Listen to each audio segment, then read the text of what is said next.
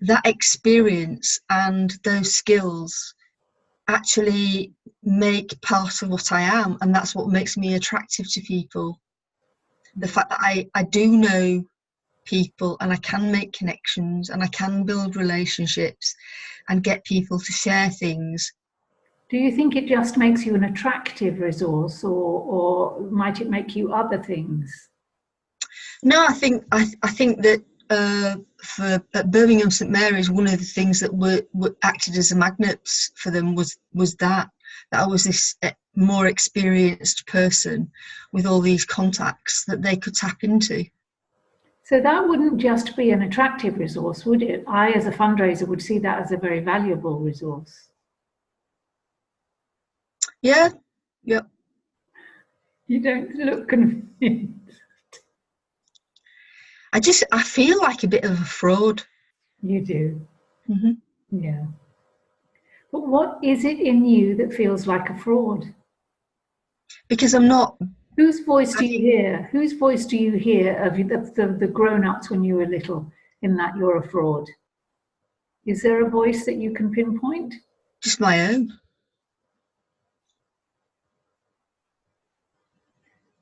Who called people frauds? Who had some very high moral standards? Well, actually, now that you say that, I can hear my grandma saying, "You're the only one that's not a Robinson. You're definitely a Barrett." And what did that mean? That I wasn't as good as the rest. There's your fraud. Yeah.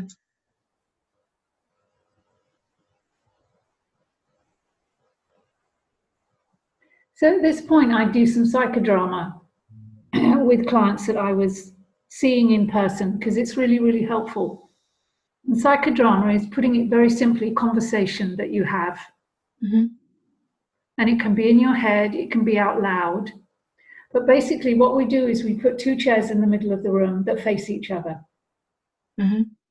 And an individual who's doing the psychodrama is going to sit in one chair. She or he is going to be himself, the adult that he is now. And in the other chair, he's going to be talking to the person who owned that voice, which in your case is your grandma. Mm-hmm. So when you sit in the other chair, you become your grandma. Mm-hmm. And it sounds highly improbable, but it actually works, because it's called energy psychology, really, and it works at an energetic level.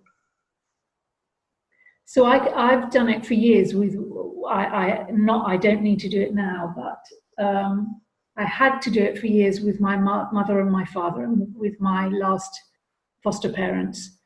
And so I would sit in my chair saying, "How dare you treat me like this? Why did you think it was acceptable?" And then I would get up and go to the other chair and look at where I'd been sitting and being told, "Because you're not good enough, you're not English. That's why." For example, with the last foster parents. Because I'd heard them say that. So you take on the energy of the other person. You find yourself, without thinking, without evaluating, no prefrontal cortex, no modern brain work at all. This is just purely emotional stuff. So it relies on your ancient brain, and you get into the head and the heart of the other person about how they felt for you. And what comes up is stuff that is really, really helpful. Mm-hmm. And my explanation of this is that the inner child is the archiver of all the criticisms we've had when we were growing up, all the put downs, whether said face to face or whether done non-verbally, it doesn't matter. We have absorbed them. So I think that's how psychodrama works. So I'm wondering if you feel up to trying it now. I want you to inhabit. No, I'll do it. Maybe a bit easier for me. If you do you, and I'll do your grandma. Okay. Or would you prefer to do your grandma and I'll do you? No, you can be my grandma. Okay, all right. I'll see if I can do it. So, sorry, I've got stink bugs in here. You got what bugs? They're called stink bugs, apparently. They're called chimichi here, but their English name is stink bug. That's not a stink bug, that's a fly, that's a big blue bottle, okay. They come inside houses to hibernate, and you're told not to kill them only outside because they stink. When their exoskeleton is crushed, they stink, but you have to do it because it's the only kind way to kill them, I think, really. Right. They have to be killed because they're just a nightmare. They wake you up at night. Mm. I had one land on my cheek the other night while I was not fun. But anyway, so but it's not one. Okay, all right. So if you start with "I feel like a fraud," I will see what comes up with me. I may start in an easy way and then get into your grandma a bit more as we go on. All right. So yeah, at the moment I feel we're going to have a conversation where it's to and fro, and they're very simple. Say simple things simply. Don't make them too complicated. Don't rationalize them. Just give me the emotions that you feel and how you're reacting emotionally to what me as your grandmother are saying. And if we burst out into fits of laughter, it's all okay. So you're going to start by telling me what you've already said. I feel a fraud. So I feel a fraud. Well, you are a fraud because you're trying to be a Barrett. No, you're trying to be the other side of the family. I'm not trying to be that. I'm quite proud of being a Barrett. That stumped me. I haven't even started and I'm completely stumped. Boy, oh boy, this shows how long it's been since I've done this. Can you repeat that? I'm not trying to be a Robinson. I'm quite proud of being a Barrett. Now, can you repeat it with the energy you gave it to me? Because the energy was great. I'm not trying to be a Robinson. I'm quite proud of being a Barrett. And I still don't have an answer, which means that she's quiet. Is she not used to being spoken back to? No. Yeah, that's why you stumped her. So how does it feel to know that you've disagreed with her? Or someone representing her? It doesn't feel like anything really. I didn't do that when I was little. I didn't know that when I was little. How does it feel to do it now? Well, it feels quite good. Quite good. Yeah. Okay. Any rays on quite good? Well, it feels good because I'm sticking up for who I am. Yeah. Yeah. So when you hear those words coming out of your mouth, that's your response to it. Mm-hmm. I'm not trying to be anything. I'm not. I'm proud of who I am. And I think that's one of the most powerful things that Meghan Markle said when the racist abuse started was, I'm proud of being biracial. Because there's no comeback to that. Because you've been really respectful, but you've been firm and said, I'm proud of who I am. And I want you to know that in saying that, you can't get at me, you can't undermine me. Mm-hmm. So there's your statement to yourself when you hear those words in your head. I'm proud of who I am. Mm-hmm. It usually takes a bit longer to get to. So that's a good sign. So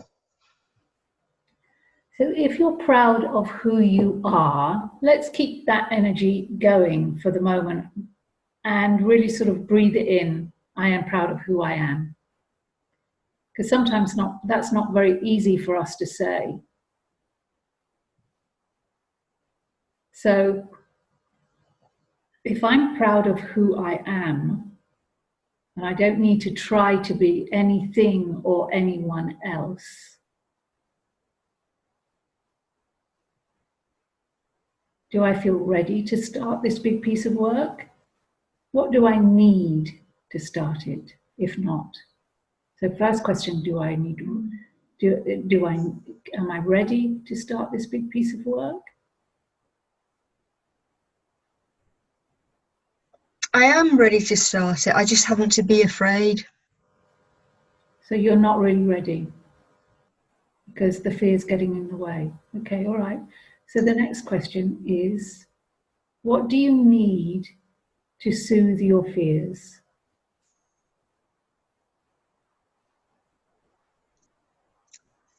Real self-belief.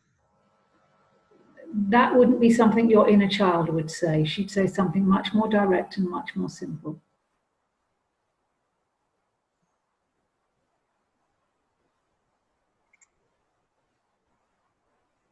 Belief that I can do it. Okay. What do you need to believe that you can do it? What help do you need?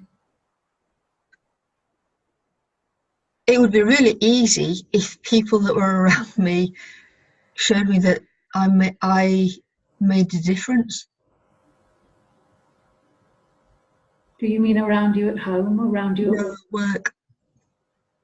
And what are they showing you now if they're not showing you that you make a difference?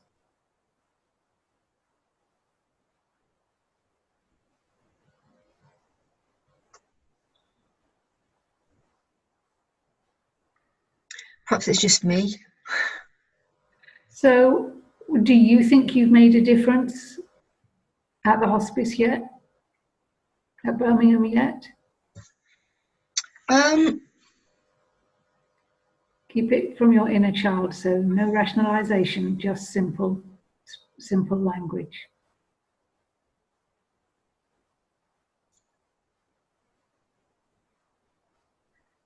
I think that I'm not going to answer it as you want to hear. I think I can't help but go into the analysis bit. Okay, just try and keep it simple, okay? Because you go into your brain and I want you to stay in your gut. So do what you want to do. Well, gut-wise, I know that there is a kind of a sigh of relief around from my colleagues at exec level that I have taken control of an area of the business. Okay, all right, that's good. So they're glad you're there. Yes. But do you think, been able to make a difference yet? I'd really like a yes or no. I don't know if that's possible. Well, I think I have, yes. Okay, yes. Tell me how, keeping it very simple. Just put more rigor around things. Put more vigor? Rigor. Rigor, okay, fantastic, okay. So you've already made a difference, but they don't see it? They do at the exec level, but I would like the people that report to me, that work with me, I'd like to feel that from them, really. Okay, and what do you think is missing for them to feel it?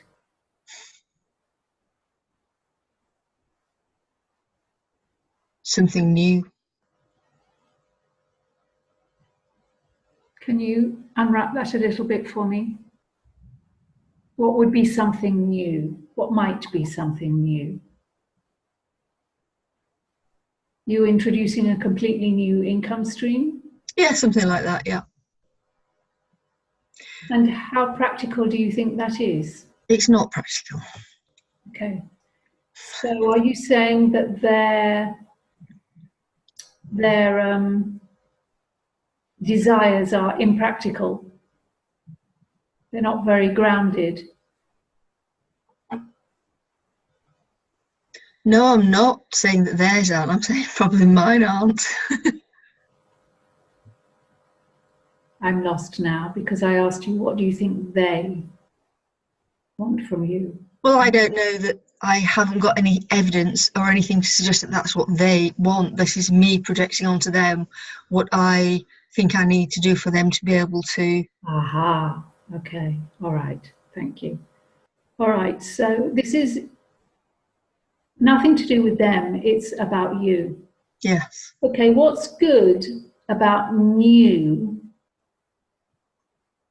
What makes something new seem so much more attractive to you here and so much more necessary?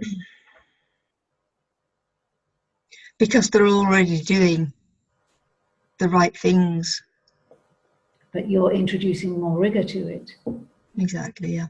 Because it's not about working hard, it's about working smart, as the Americans say, isn't it? Mm-hmm. And that's a real skill. Not everyone can help us do that. They can help us work like a robot and go home absolutely exhausted. But when it comes to working more intelligently, seeing where to simplify things, that takes real experience and a real skill.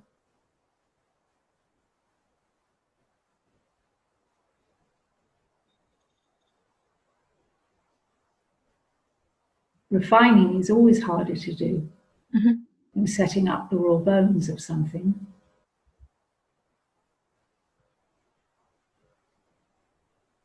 I'm not saying setting up the raw bones is not a skill, because it is. That's my favorite part, but it is another skill. And sometimes it's much more appropriate to refine than it is to go on to something new. So, who is driving this something new in you? What is it that's driving that something new? Is that the only way you're going to feel as though you're actually really contributing, that you're not a fake?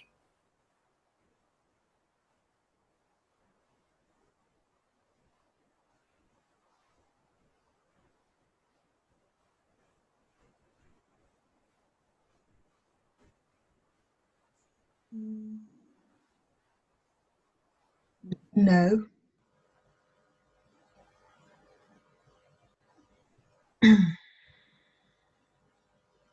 That would be easy, wouldn't it?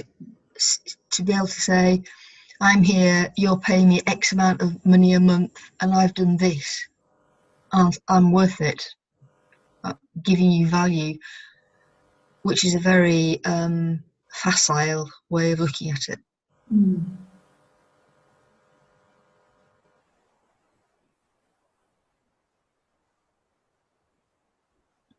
So I'd need to get myself out of that way of thinking. Is that how you're thinking? The way I've just described? Yes. Yeah.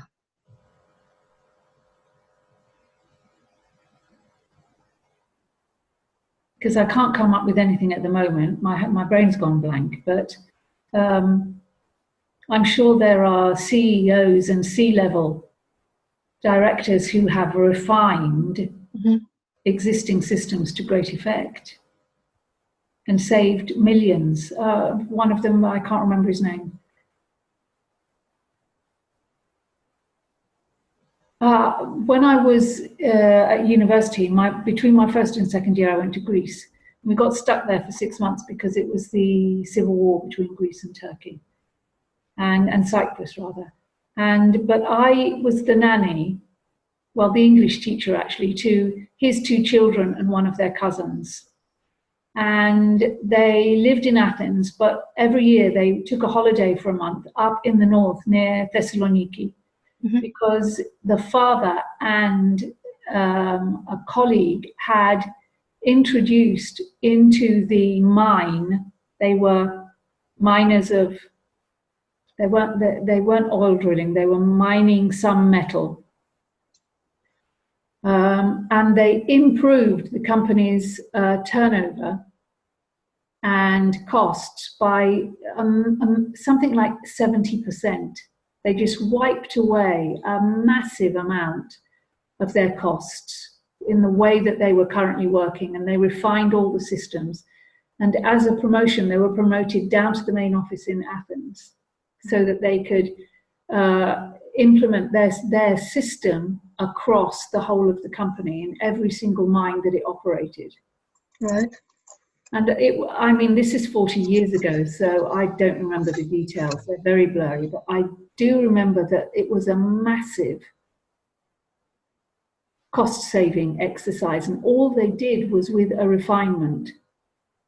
One was an expert in one area, the other was an expert in something else. And they kept talking to each other about what was wrong and what the company should be doing. And then suddenly they said, let's do it. And they do it. And then presented the Athens head office with their results as a fait accompli. Mm-hmm. And the result was they both got promoted for it. And I've been reading books lately that have given other examples, but I can't think of them. Now, if you could, by what you're doing, adding more rigor, add 10% or take off 10% of their costs, how would you feel? Oh, great. How would you feel if you brought in one new project that brought 2% to the existing income generation? Good. Where would you feel better? Knocking 10% off costs and time spent? Or I'd like to do both. okay, which has more value? Long to the 10%, obviously. Yeah. Well, the 2% might grow year on year, and hopefully it would grow year on year. But I would say that that in the short term, it might well be the 10% cost saving. Well, one of the things I had already thought about Friday actually was not necessarily to copy the events and community and corporate activities that St Gemma's have, but just to map those against what we do and the return on investment to help to open up that conversation about structure and are we doing things that we should be doing, or are there some things that we should stop? Should we redivert our resources into potentially more lucrative areas? Okay. So I think that's a great idea. Yeah. And also, what you did was develop your personnel. Mm-hmm. Yes. And that is the greatest investment you can make, because then you're empowering your personnel to go off and think for themselves and come up with their own ideas and be creative. So you've enhanced staff morale through relations and putting them into a different environment where they can see and compare and think and reflect. I don't know if you say responsibilized the team. I hate it, but we do in Italian. But you've given them the tools to own more of their work, haven't you? Yes.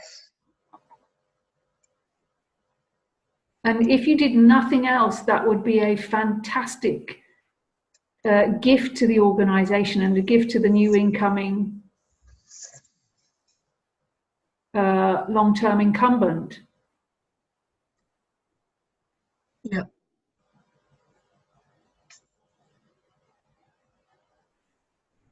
So my question is, are you just thinking this through, or is there still a little bit of resistance in you towards you're a fake and not quite being able to let it go? Or are you just reflecting? No, I'm just reflecting. Good. All right. Okay. Well, I'm going to leave you to do that then.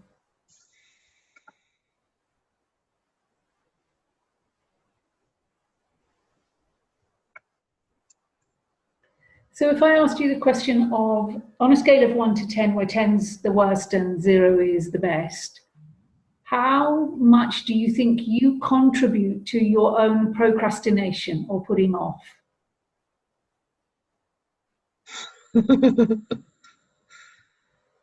How much do I think I contribute? I think I'm at least a 9.5. Yeah. Yeah. So you are your own. I don't like this expression, but it was always used when I was growing up. Your own worst enemy. Yes. You are your own harshest critic. Yes. Which causes problems for you, and it stops you getting on with the work that you want to get on with. Yeah. So when you start doing this, what usually happens? Do you find yourself enjoying the process? What, the procrastination?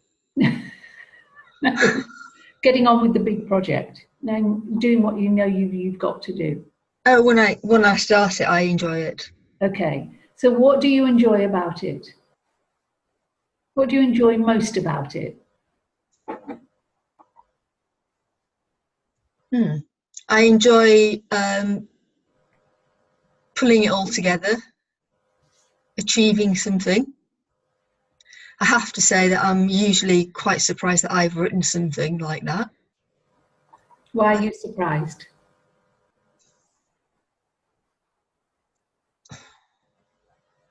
That's come out of my head. Good. All right. Perfectly normal.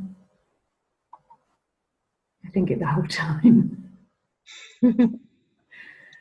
So you enjoy it. Well, what if so, okay. Sorry, I'm a bit hypersensitive to these bugs because they're huge. So what is the thing that you enjoy most? You've given me a list. What's the one thing that if you had to, you'd say that's the thing I think I enjoy above all the others? Is it the discovery that I'm enjoying this? Is it the wow, I wrote that? Is it the pulling things together and seeing all the dots join up? It's the pulling things together and seeing the dots joining up. Is it the creativity of your thinking? No, it's the pulling things together. Good. All right. So you're clear that that's the thing you enjoy most. Yeah. So that's what you use when you find yourself criticizing yourself and your grandma's words come in. You can say to her or say out loud, I'm proud of who I am. I'm not trying to be anyone else. I'm very proud of who I am. But you can also say, if that were me, I would say something like, Susie, you know your love pulling everything together. So let's do what we need to do in order to help you do the thing that you love. Because when we love doing something, we're not stressed by it. We enjoy the process. So it doesn't erode our energy.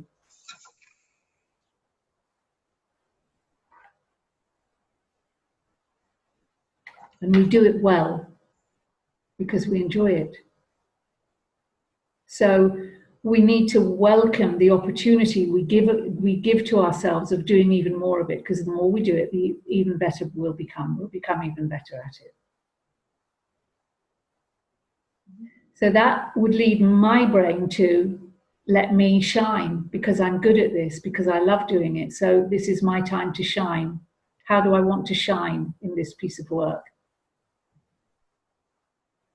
How do I want to be a sort of beacon for other people to say, you can do this too, to get them thinking, get them excited, get them joining and taking ownership of the work with you. So it's motivation that starts with you but ends with the others. And you've got a win-win situation. You can't get better than that.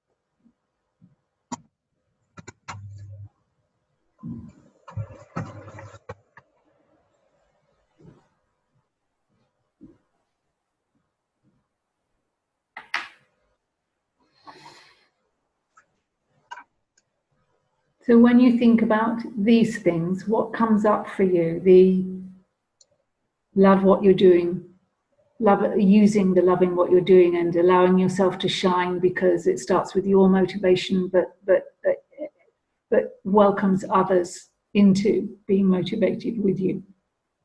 It makes me smile. Mm.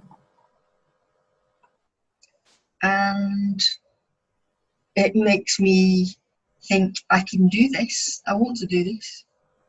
That's good. So now let's take you back to where we started today. How do you feel about the jobs that you feel that you're doing only to put off and to avoid this fear of being a fake?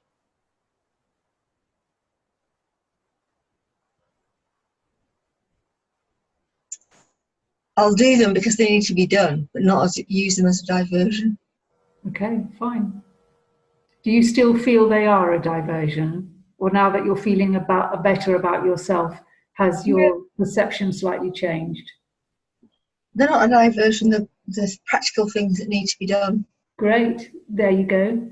See, feeling good about yourself even changes the way you view an earlier comment.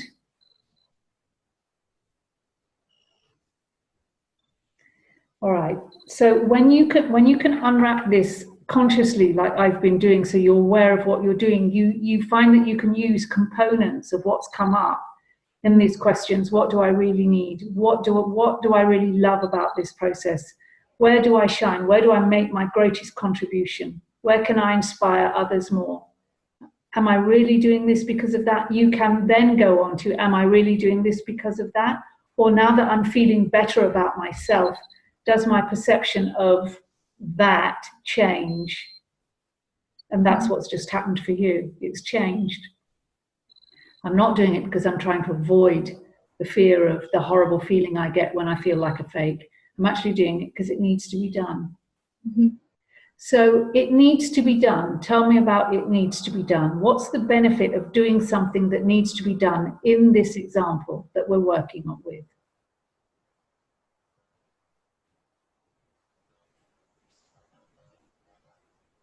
You mean all the little things? That you said well, that you were... Yeah, I need to get train tickets because I need to catch a train. I need to organise my diary so that I know what I'm doing every week so I can get the right trains. And what are the benefits of doing all of this before you start the big job?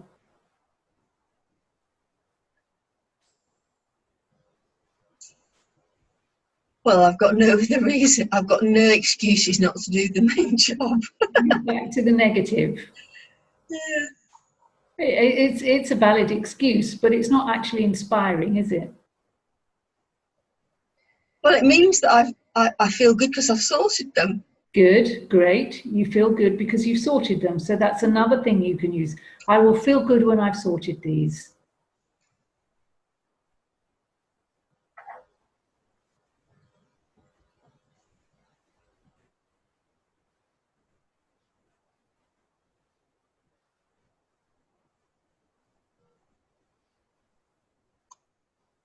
What else?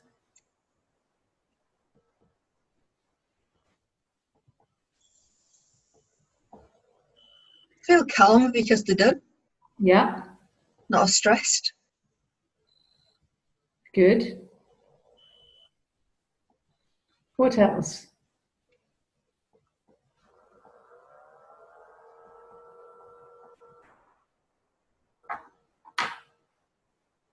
That's all. Okay. That's enough, isn't it? Well, I can think of a few things. Like? It means once they're done, it means I can get on with the job I really want to do, which you sort of hinted at earlier. Nearly. Yeah, well, nearly is better than not at all, isn't it? What was the other one that I was thinking while you were thinking? I'll feel good when I've done this. Yes, I'll feel less stressed. My brain will be clear for me to think more creatively. Yeah. I've got all of my brain power to put on this. Yeah. Which is a big one, really. And for me, a big one would be I can focus on it without any interruptions because I know I've done what I needed to do to help the day or the week run smoothly. Yep. That's often a big one for me. Because I focus on the big jobs and leave the little ones. Okay. And that's my tendency. So getting through the little ones, getting them done is a big deal for me. Mm-hmm. Okay. Because I don't like little jobs. Okay. So what's the takeaway from this, me constantly asking you questions today? Apart from the confirmation that I can be a pain in the butt.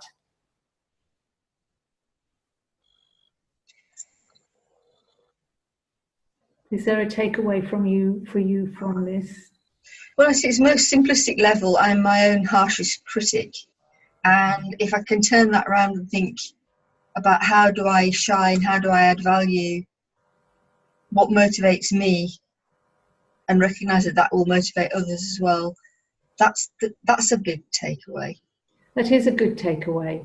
Let's find a way for you to replace "you are your own harshest critic." What would be a more compassionate way of saying it to yourself?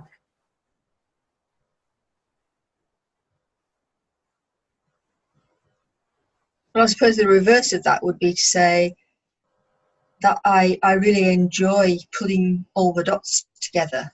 Yeah. So it doesn't necessarily mean that I'm always looking to create the newest next thing. Very good. That's a fantastic one. Yeah, the dots don't have to be new dots. They can have. It's as Einstein said, creativity is seeing what everybody else, looking at what everybody else looks at, but seeing what they don't. And you've just summed that up in the dots. Mm-hmm. Fantastic. I love that. That wasn't exactly what I meant, but that was such a fantastic one. I love it. How about what did I have? What came up for me? It was I'm too hard on myself, or I make things more difficult. I make things difficult for myself. I let my fears get in the way. Mm. This is an old fear. I don't need it.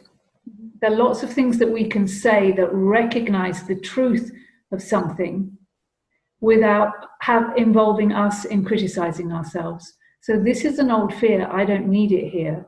Let me recognize this fear is out of place here, but not go down the rabbit hole of self-criticism. Does that make sense? It does. I think that probably it's an easier thing for me to do to say something like I've just said about the dots don't always have to be new, recognizing that fact rather than saying, oh, this is an old thing, I don't need it anymore.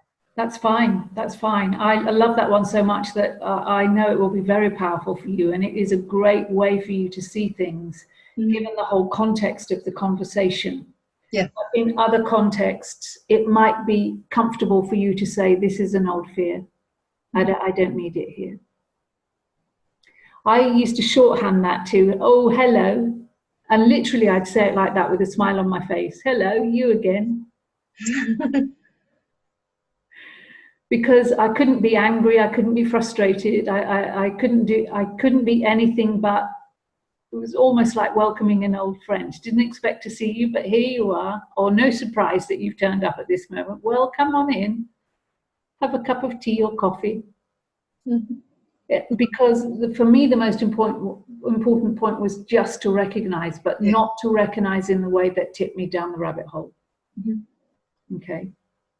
So choose what's appropriate for you for each context. And you'll know if it works for you because it'll make you feel a bit better or a lot better, or it won't have any effect.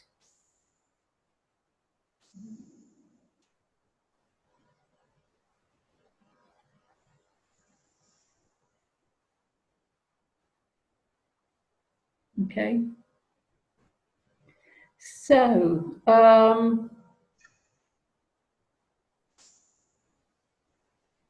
I think we may well have done enough for today on that one. Is there anything else that you'd like to look at with me? Something that's come up during the week? Yeah, that was a fairly big one, I think. It was a big one. It's something that we've been working towards gradually for quite a while. Mm-hmm. But I think we've finally come full circle with it. I hope so. We'll see. Yeah. We'll see how the next few weeks go for you.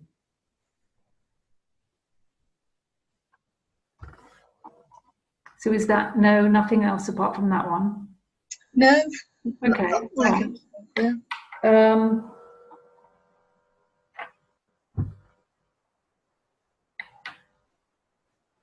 So what have you got on for the weekend? Oh no, sorry, it's not Friday. What have I got on? Tomorrow I'm going to see the accountant about tax. Oh, lovely. Then I'm off to St Gemma's for a strategy development. And then on Wednesday I go back down to Birmingham. So you're working at home tomorrow, and well, it won't be. I won't be at home much. I'm going to see the accountant and then go to St Gemma's. So. But ostensibly working at home, or are you not working for the organisation? No, I'm not working for the organisation. Okay, all right. So you're not. So you're not trying to. So you won't be under any pressure if you don't get through certain things. No. Okay, good. All right. And what's so? Oh God, I'm so thrown by it not being Friday. So do you want a session on Friday, or do you want to wait a little bit? How are you fitted? How are you fixed, rather? Just a moment. I won't be here on Friday. I'll be in Birmingham. Aha. Okay. So when would you like a session? So shall we go to the 23rd? Let's have a look.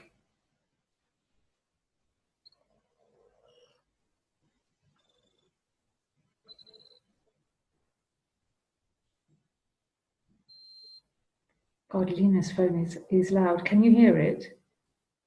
I did hear something then, yeah. It's music in the background. It's Lena's phone. 23rd. Okay. Yeah. What time? 2 till 3. Okay. Oh, I will change that time immediately.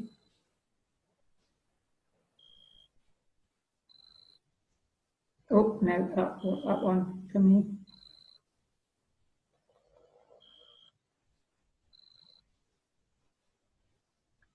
Okay, all right. So Friday the 23rd, 3 to 4 for me, 2 to 3 for you. Yeah, that'd be great. Thank you. Fine. So what's coming up? What are the big things that are coming up apart from what you've already told me about? Well, tomorrow at St Gemma's, I'm actually finally having a conversation with Kerry and Jason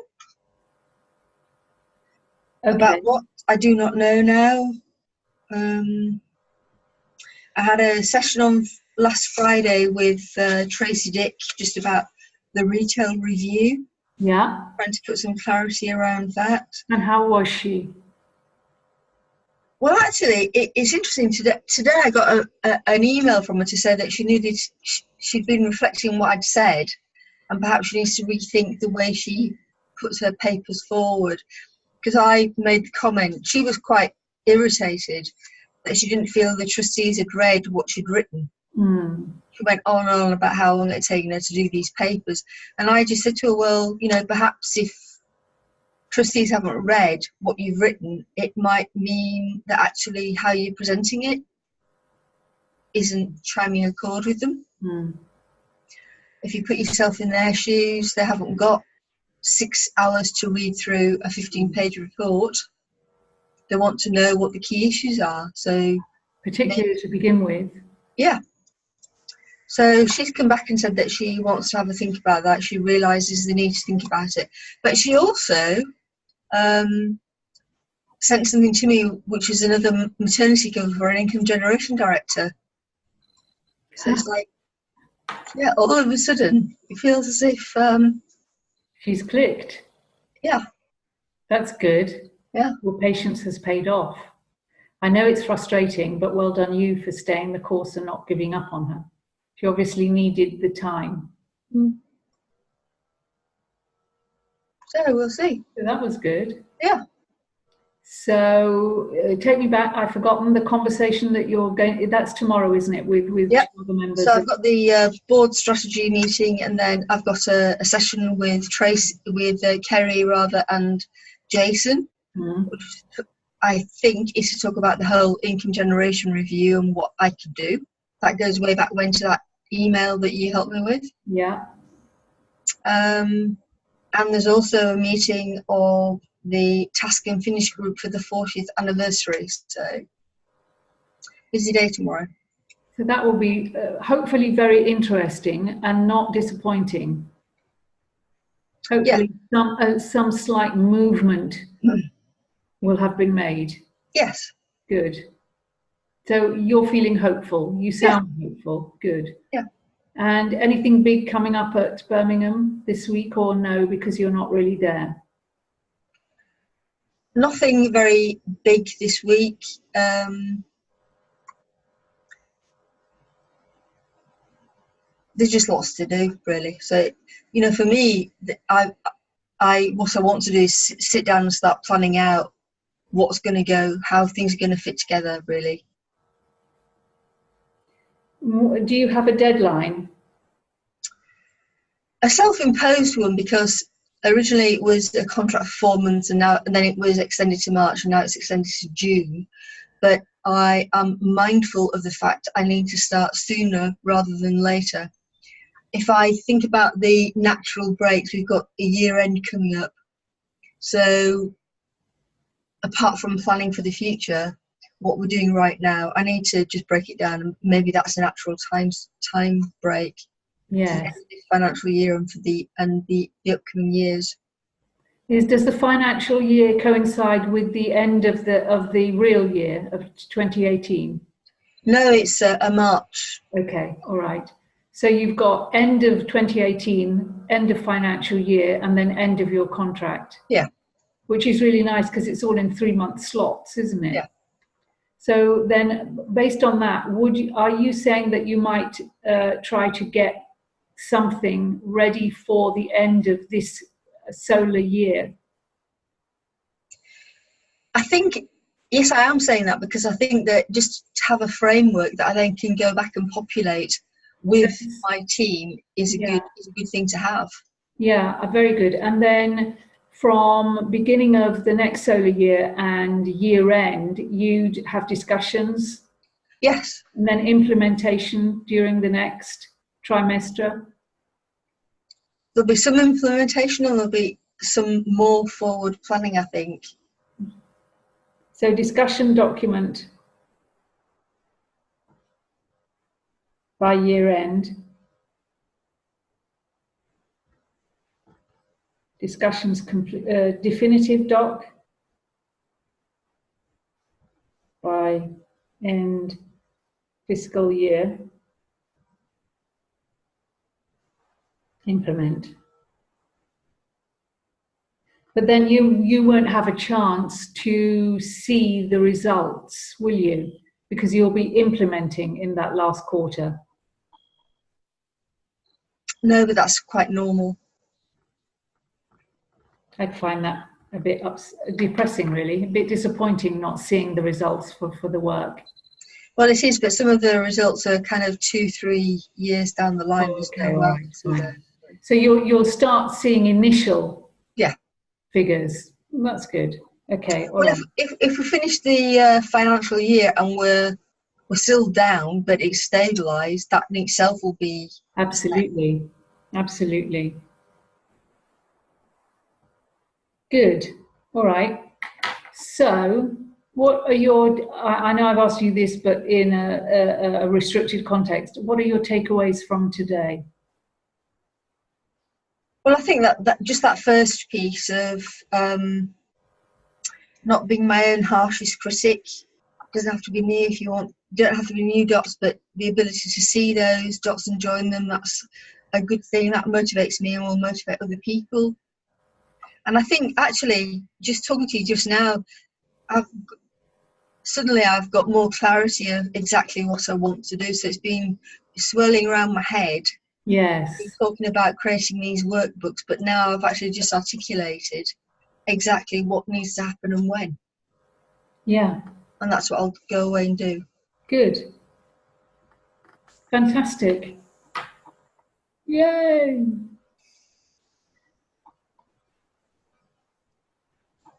Okay, so how is life at home? Fairly bleak. Is she still going to the doctor and doing the swimming? I'm doing the swimming, yeah. Good. Well, and how are you feeling? I'm just about to there again. Are you? Yeah. Okay. Watch that. Don't let it go any higher. I would rather you come to me and say, can we have a quick session, rather than sit with it. Because if you're not on form, your work won't be on form. Yeah, I know. Okay. So I'm here. I'm a resource for you. Use me. Thank you. Okay, we'll do. Right. I don't like my clients sitting in muddy puddles that get you, because they just get deeper, more difficult to get out of. And that actually undoes so much of the good we do. Yeah. So this is not just for you. I do it for everyone. Mm-hmm. Okay. It's hard to have a conversation. Yes. Because of the situation at her, walls have ears. Yes. No, I completely understand. No problem. All right. I'm just thinking if I've got anything else for you. No, but I didn't expect this to happen quite so soon, but you said that you would help me if I needed some help. How do you feel if I ask you to and if you can give me another 600 and we'll work it out over your sessions? Is that all right? Yeah, that's fine. Okay. So shall I give you an invoice for it? Yes. Okay. And how do you want me to pay the invoice? Do you want me to through PayPal again? Okay. Try. Oh God. This is not a bank account. It's a post office account. They've been given bank quality. It's perfectly legal and above board, but it's a post office account rather than a bank account. Mm-hmm. So I don't know if it works in the same way, and I don't know if it would create problems if you do it through PayPal for this time, and then later on, when things are a bit more relaxed, we'll see what happens if you pay it directly into this new account. Okay. And I can easily deduct the payment fees from you.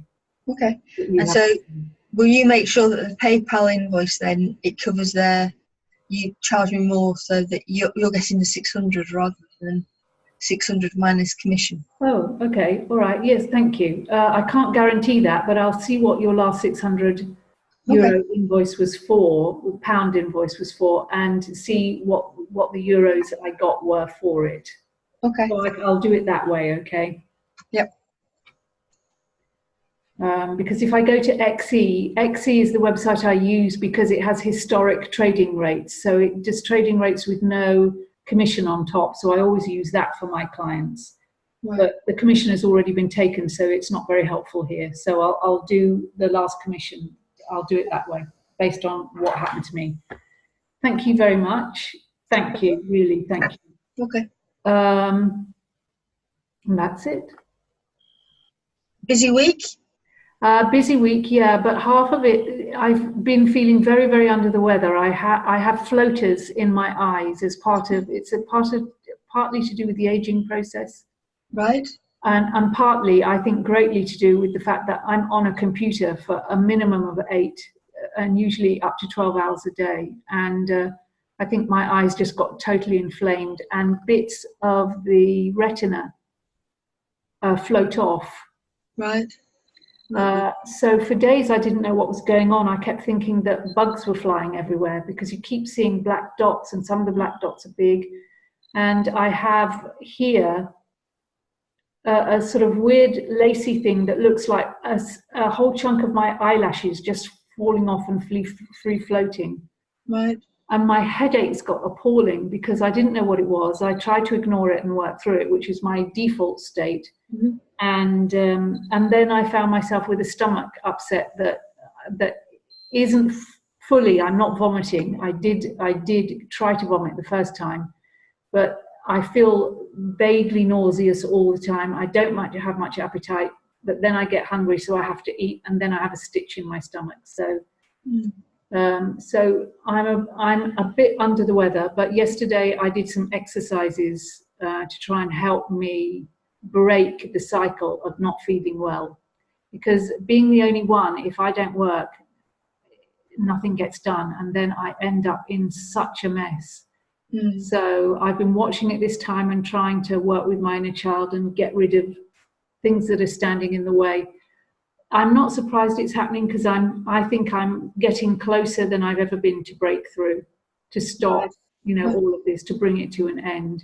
Because there are, even with all of the difficulties and the stress, I'm still making progress, and it's still going in the right direction. Oh, good. So it's been a weird week, but my feeling is all information is useful. Mm-hmm. And that's the way I treat it. So, and the highlight was I did the Essentials live session on Thursday, and I had everyone commented, and I had more viewers than I've ever had before. I mean, I've only done it. This is only the third time I've done it, so it's not though I have much of a history. But I had 5 live viewers this time. Usually, you don't get any live viewers. They all people watch it after it's gone live. Right. Okay. So I thought that was a real result. So I'm really happy at that. So Good. that was my big yay for the week. But it was hard doing it, because I really have to practice those 15 minutes. It takes me about 4 hours to put the whole thing together for a 15-minute time slot live. But I have to keep practicing it and practicing it and practicing it. So it was fun and games, but I did it. But it was really the only major thing I did that week. Right. Okay. So I'm catching up at the moment, but catching up without stressing. So good fun. Good. All right then. And I watched a documentary last night on the computer. I took it to bed with me and watched a BBC documentary on London as one of the spy cities of the world. Oh. It was about the Secret Service and MI5. Right. And I saw my office, because I worked in Hospitality Action. When we moved from Wimbledon, we moved to Vauxhall Bridge, and my window faced MI5. Oh, right. We were right next door to them. So it was absolutely fascinating. So nice to see that again. And yeah, apparently, because London is full of exiles and dissidents, so there's a massive spy industry goes on. Well, I never. So were you in that? Were you in? Is it number 79? That charity tower on next door to it's the big, very slim block that goes up like this, where MI6 is like this. Yeah, yeah. This is like this, in the basement. Yeah. So I looked out of my window here, and there was the river there, and there was MI6. Right. Okay. It was a strange feeling. If they get bombed, I'm gone, matey, because we don't have bomb-proof glass and all of that in that office. So, yeah. But fun and games. So it was good. It was good, but I was staggered by that. Very, very interesting. Very interesting. I'm glad I watched it. Okay. Anyway, I'm going to love you and leave you. Have a great week, and remember, don't let your frustration get too high. I'd much rather you say. Okay. Thank you. All right.